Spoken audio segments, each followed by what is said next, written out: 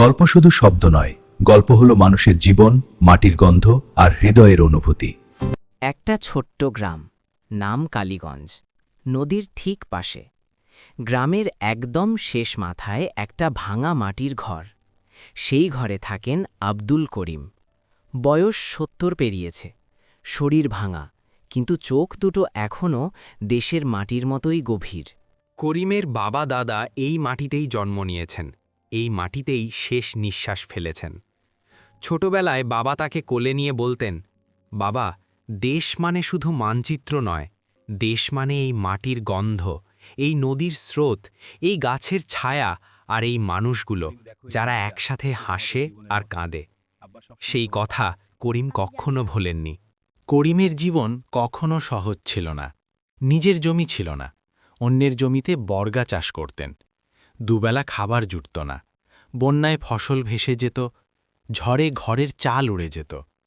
তবু তিনি কখনো বলেননি এদেশ খারাপ, বরং বলতেন দেশ আমাদের ছেড়ে যায় না, আমরাই দেশকে ছাড়ি না।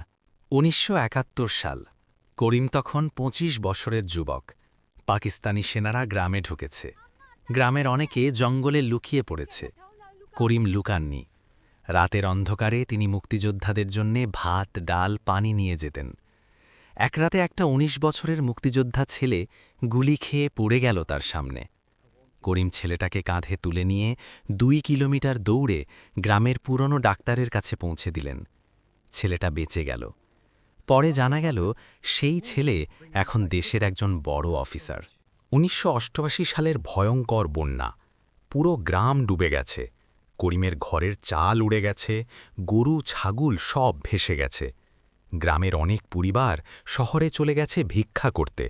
করিম যাননি। তিনি ভাঙা কাঠ দিয়ে ছোট নৌকা বানালেন। প্রতিদিন সকালে উঠে গ্রামের বুড়ো বুড়ি, বাচ্চা কাচ্চাদের খাবার পৌঁছে দিতেন। নিজে ২ দিন না খেয়েও অন্যকে খাওয়াতেন। গ্রামের লোকেরা বলতো, করিম চাচা, তুমি কেন শহরে যাও না? ওখানে অন্তত দুবেলা খাবার পাবে। করিম হাসতেন, শহরে গেলে আমার দেশটা কে দেখবে? এই মাটি আমাকে ডাকে।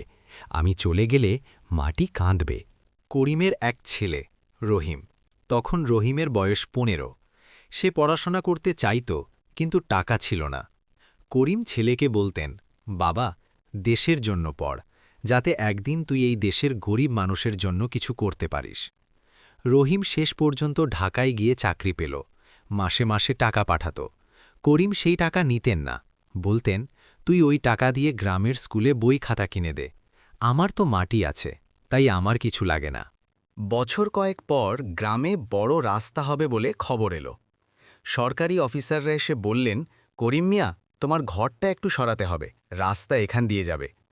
করিম চুপ করে শুনলেন, তারপর শান্ত গলায় বললেন, রাস্তা হোক, কিন্তু আমার ঘর সরাবো না। এই মাটিতে আমার বাবা দাদার হাড় মিশে আছে, আমি সরলে তারা কোথায় যাবে? অফিসাররা অনেক বোঝালেন, বললেন, আমরা তোমাকে নতুন পাকা ঘর করে দেব, টাকাও দেব। করিম হাসলেন, টাকা দিয়ে কি মাটি কেনা যায় ভাই? দেশের একটা টুকরো আমার কাছে সোনার চেয়েও দামি। শেষ পর্যন্ত রাস্তা হলো, কিন্তু করিমের ঘরের পাশ দিয়ে।